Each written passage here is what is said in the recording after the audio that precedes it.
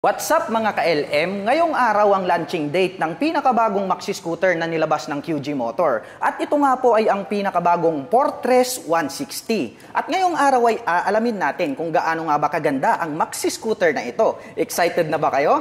Tara!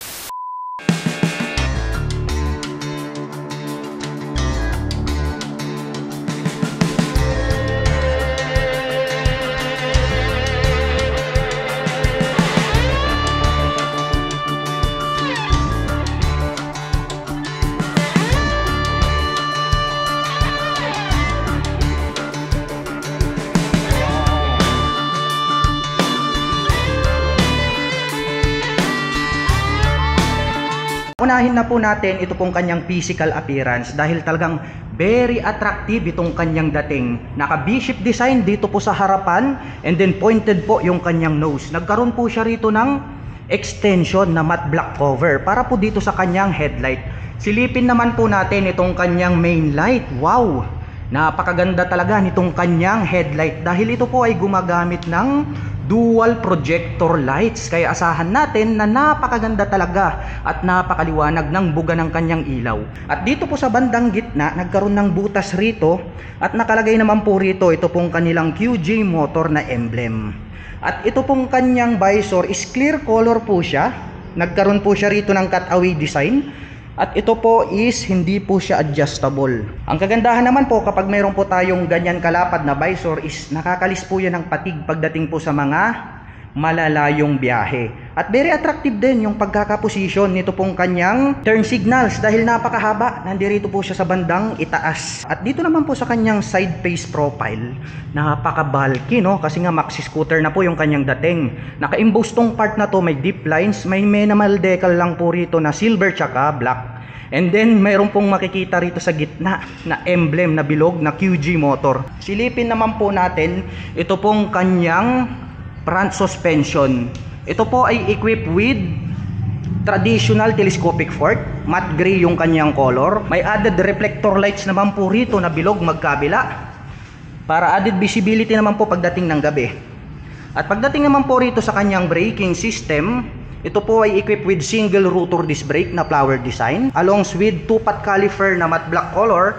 QG Motor po yung kanyang brand name. At ito po pala ay naka-cast wheel. At ang sukat naman po ng gulong rito sa harapan, ito po ay mayroong sukat na 110 by 80-14. At ang kanya naman pong stock tires pang city riding condition. Well, dumako naman po tayo rito sa bandang itaas. Silipin naman po natin ito pong kanyang fully digital meter panel display. Well mga ka-LM, naka-activate to kaya susubukan natin siyang buksan. Yan, so antayin lang natin dahil aking inon. Nakalagay po dyan sa kanyang screen display QG Motor. Nag-activate na po siya. Colored na po itong kanyang meter panel display. At ang kagandahan niyan, mayroon na po itong tire pressure monitoring, which is namomonitor na po natin yung hangin dito sa harapan. Sa front natin, mayroon po tayong 28 PSI. Habang sa likuran naman po is mayroon po tayong 32 PSI. Nandirito na po lahat ng mga full detailed information na kinakailangan nating malaman dito po sa pinakabagong Fortress 160 na maxi scooter. At ang kagandahan niyan ay equipped na rin po ito ng Meracas or mirroring na kung saan ay pwede po nating i-connect ang ating mga gadgets like mobile phones and then matatransfer po natin yung mga activities na ginagawa natin sa ating mga cellphone dito po mismo sa kanyang meter panel display. At pagdating naman po rito sa kanyang handlebar, actually napaka-flawless tignan. Ang kinis, no? Kasi nga naka-naked po siya. Papunta naman po tayo rito sa kanyang mga button selector. Dito po sa kaliwa, mayroon po siyang passing light.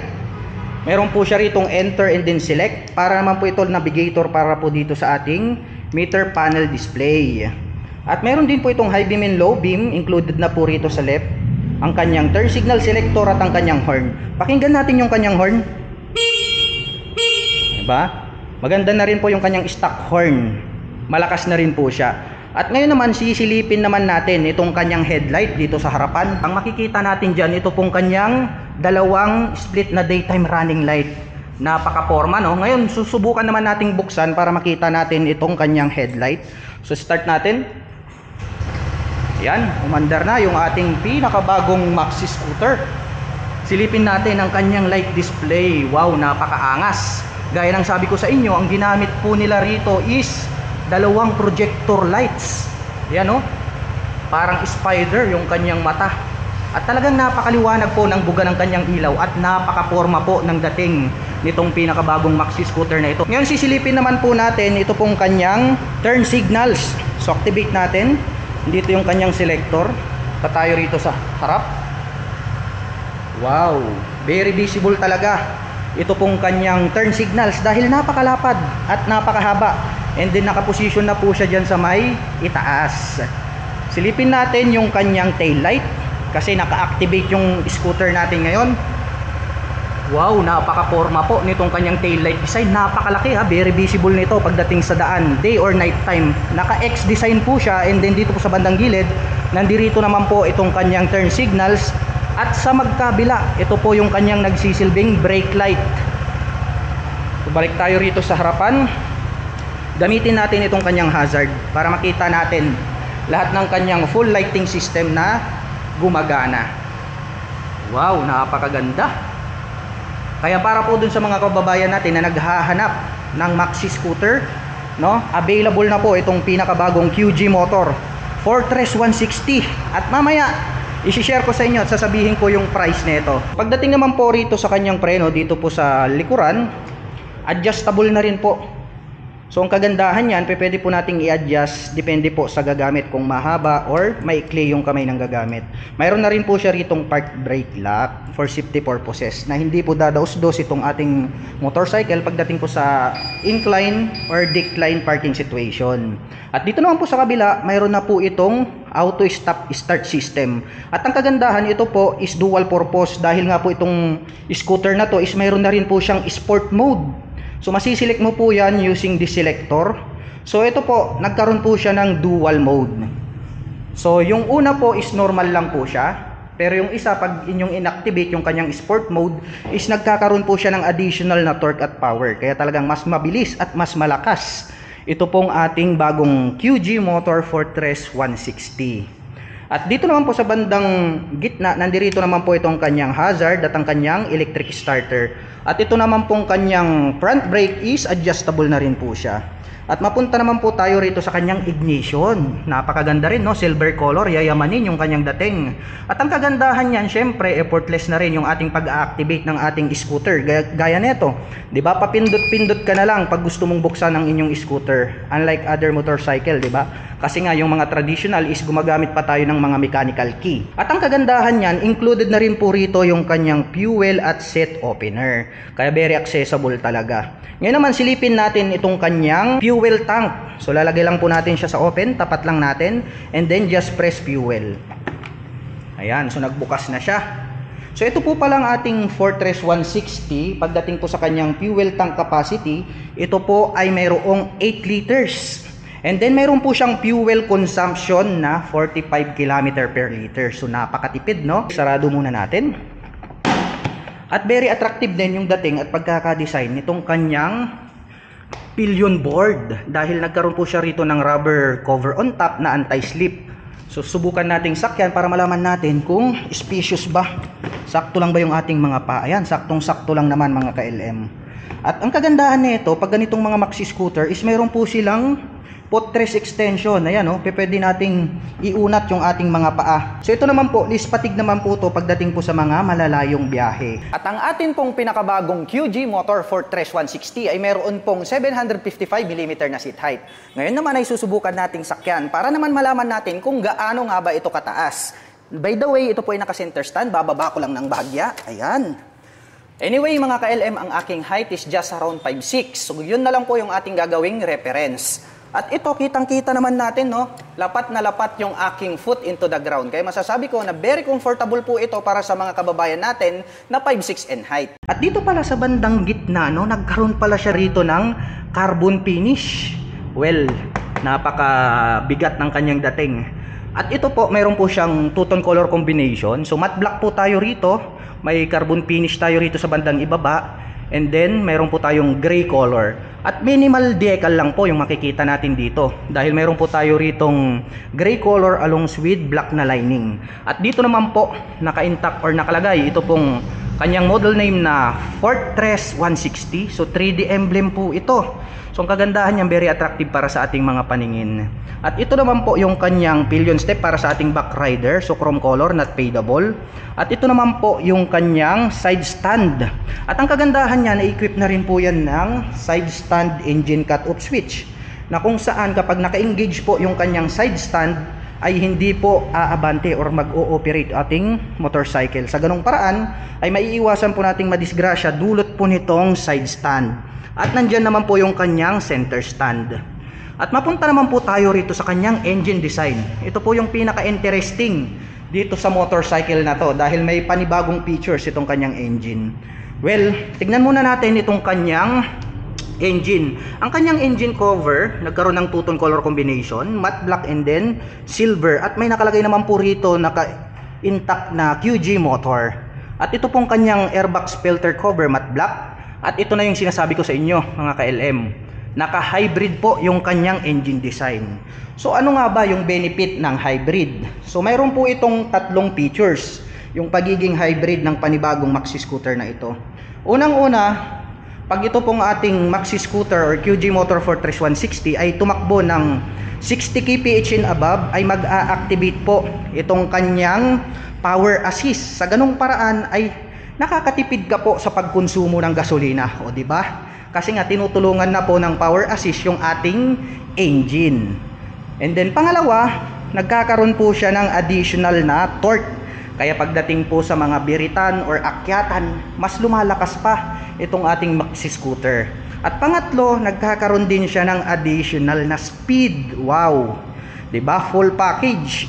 Yan ang kagandahan po ng hybrid na engine design dahil nga mayroon na po siyang power assist. At pag-usapan naman po natin ang kanyang engine specifications. Ang pinakabagong QG Motor Fortress ay mayroon pong 160 cubic centimeter engine displacement. At ito po ay mayroong single cylinder, single overhead cam, 4-stroke with 4 valve. At ito po ay liquid cooled. At ang kagandahan niyan is hybrid na po itong kanyang engine design. At nakakapag-provide naman po ito ng maximum power na 12 kW at 8,500 RPM. Habang nakakapagbigay naman po ito ng maximum torque na 15 Nm at 6,000 RPM. Mapunta naman po tayo rito sa design ng kanyang upuan. Napakaganda po ng design ng kanyang upuan. Very premium looks yung kanyang dating. Dahil ito pong kanyang set cover is nagkaroon po siya rito ng matte black and then anti-slip po siya. Ayan o, hindi kayo rito dudulas kahit umulan. Two-tone color combination, silver and then matte black. At naka-emboss tong part na to, mataas po yung upuan ng ating back rider. Napakagandang level niyan. And then yung kanyang pagkakatahi, very durable po siya. Ngayon naman sisilipin natin yung kanyang underseat compartment kung gaano kaluwag. Press lang natin tong set, ayan, nag-activate na po. Buksan natin ito pong kanyang underseat compartment. Wow!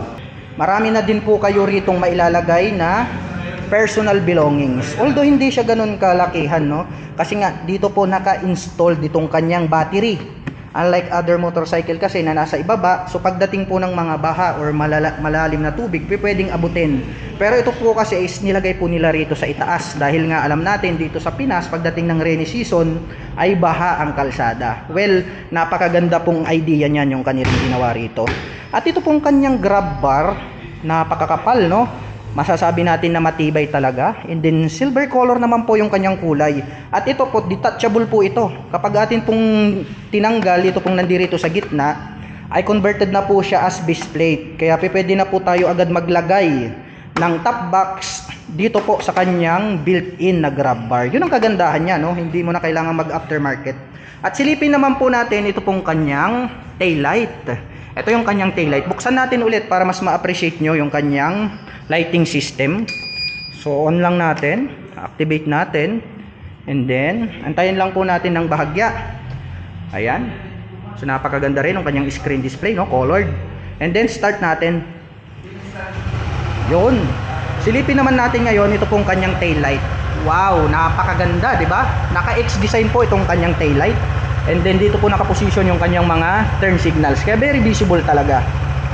Patayin muna natin dahil medyo maingay. Balik tayo rito sa likod. Dito po sa bandang gitna, mayroon po siya ritong added reflector lights para visible pagdating ng gabi. Itong naka-emboss na part na to, pag ating sinilip, mayroon na rin po siyang integrated na plate light. At ito pong kanyang rear fender ang nagsisilbing kanyang plate holder. At pagdating naman po rito sa kanyang rear suspension, ito po ay equipped with dual shock absorber. Ayan. So coil spring po na glossy black yung kanilang ginamit. At ang kagandahan niyan, adjustable po siya. Ayan, oh. So pwede natin siyang babaan or itaas depende po sa road condition and din sa bigat ng gagamit. At napansin ko lang, mayroon na rin po pala siyang integrated dito na mud guard. Ayan, oh. So protection po siya sa mga putik para hindi po madumihan ito pong other body parts nitong ating maxi scooter. Dumako tayo rito sa kabila. Silipin naman natin itong kanyang stock pipe. Wow, ang ganda rin, no? Two-tone color combination. So gray and then matte black, nagkaroon ng butas sa harap hanggang rito sa gitna. And then napakakapal din po nitong kanyang stock pipe. Ang kanyang tip is matte black lang din at meron po siyang single exhaust. At pagdating naman po sa kanyang braking system dito sa likuran, ito po ay equipped with single rotor disc brake and then along with matte black color na single pot caliper. At ang mga sukat sa gulong, silipin natin kung gaano kakapal itong kanyang gulong rito sa likuran. And then ito po pala is naka cast wheel po siya. Ang kanyang sukat ng gulong rito sa likuran is meron po siyang 130 by 70-13. Wow, napakakapal. So ang advantage naman po ng isang scooter or motorcycle kapag makapal po yung kanyang mga gulong is nakakapagdagdag po yan ng added stability in any road condition. Ang masasabi ko lang overall pagdating sa kanyang physical appearance, napakalupit at napakaganda nitong bagong labas nila na QG Motor Fortress 160. And then yung features, ha, grabe, talagang wala kang masasabi dahil yung mga features na nilagay nila rito full pack na, talagang kapaki-pakinabang.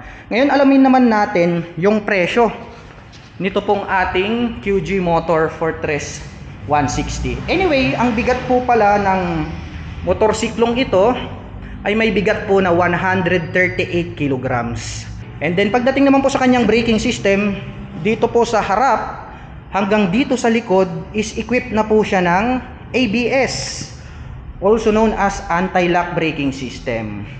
Ngayon naman yung kanyang ABS, once po na pinihit nyo yung preno dito sa harapan, hindi po maglalak itong ating rotor disc brake dito po sa ating caliper. So ang kagandahan yan, hindi po magi-slide itong ating scooter pagdating po sa biglaang preno. Dahil nga po ang ABS ay nakakapagbigay po yan ng smooth na braking power. At bukod dyan, kompleto to mga ka-LM, mayroon na din po itong TCS. So yung TCS naman, also known as traction control system.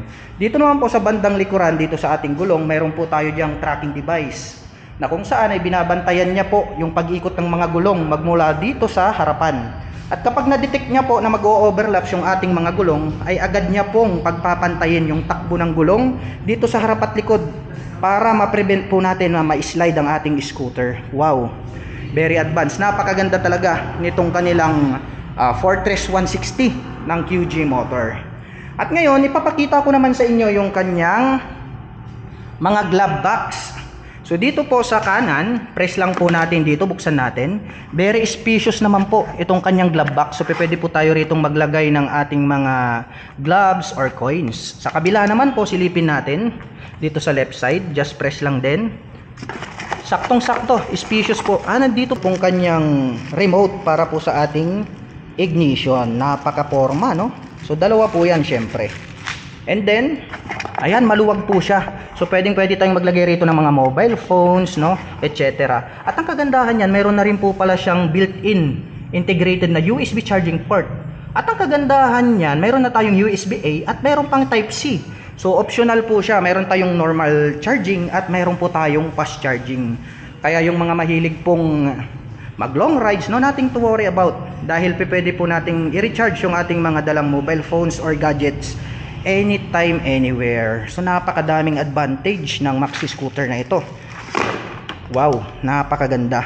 Ngayon naman, I-reveal na po natin yung presyo. At ang presyo po ng ating pinakabagong QG motor Fortress 160 ay meron po itong SRP na 149,900 pesos. At since bagong labas pa lang po ngayong araw ang pinakabagong maxi scooter na ito ay meron pong promo price na less 10,000. Kaya ito po ay nagkakahalaga na lamang po ng 139,900 pesos. At included na po lahat dyan pati yung insurance at LTO registration for 3 years. At kung balak mo naman pong kumuha ng hulugan ay kailangan mo lang pong mag-down payment ng 53,733 pesos. At pagdating naman po sa kanyang monthly installment, ito po ay mayroong 5,430 pesos sa loob po yan ng 36 months. At para naman po sa mga kababayan natin na nakapanood ng video na ito at interesado pong maglabas nitong pinakabagong QG Motor Fortress 160 ay maaari nyo po silang puntahan at bisitahin. Dito po yan sa Bristol Perris Boulevard, Dagupan City, Pangasinan. At ang kanila pong operation time para sa mga kababayan natin na nais magpunta rito ay starting 8:30 AM until 5:30 PM. At available na po rito ang pinakabagong QG Motor Fortress 160. Kaya ano pang hinihintay mo? Tara na!